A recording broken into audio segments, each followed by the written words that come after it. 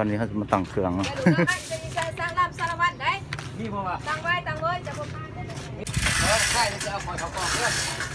เอามือนี้กำลังตั้งเครื่องเนาะอยู่ภาษาSP อัตตปือมือแรงเขาดาวมาเขาดาวน้ำกันเด้อมีจานสอยคนจะรักเต็มตู่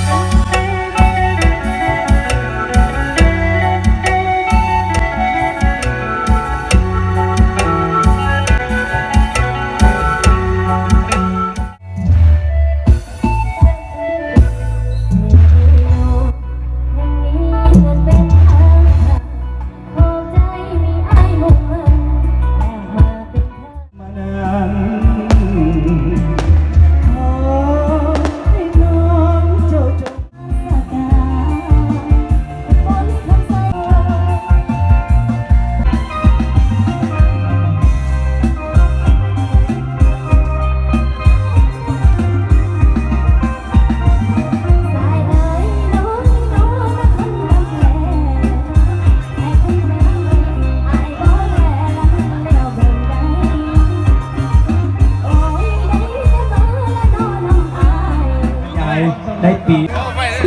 ตอนนี้ก็เริ่มจะเริ่มเอาสู่พิธีเริ่มนับถอยหลังมา2019ตัวนับ2020เนาะแขวงอัตตปือวันนี้เขาไปเบิ่งบรรยากาศกันไปและต้อนรับปีใหม่ปีกศ2020ข้าพเจ้าในนามตั้งหนาให้คณะพักเศร้าแขวงอัตตปือในมื้อนี้โดยผ่านเวทีเบิกบ้านมนต์ซืนเฉลิมฉลองแห่งนี้ปี 2019 ได้ผ่านไป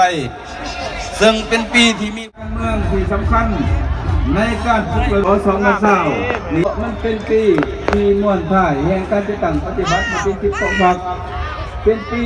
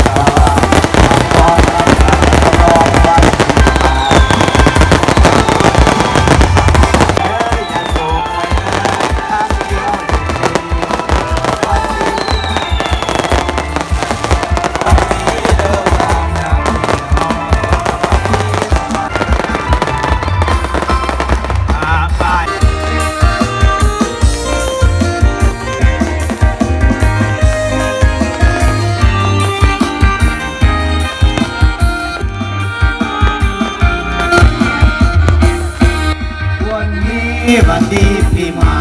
เอามาอวยพรให้สุขสบายภาษาไทยนี้ให้เป็นแดนสวรรค์ภาษาไทยนี้ให้เป็นแดนสวรรค์มาพร้อมรวมกันฉลองวันปี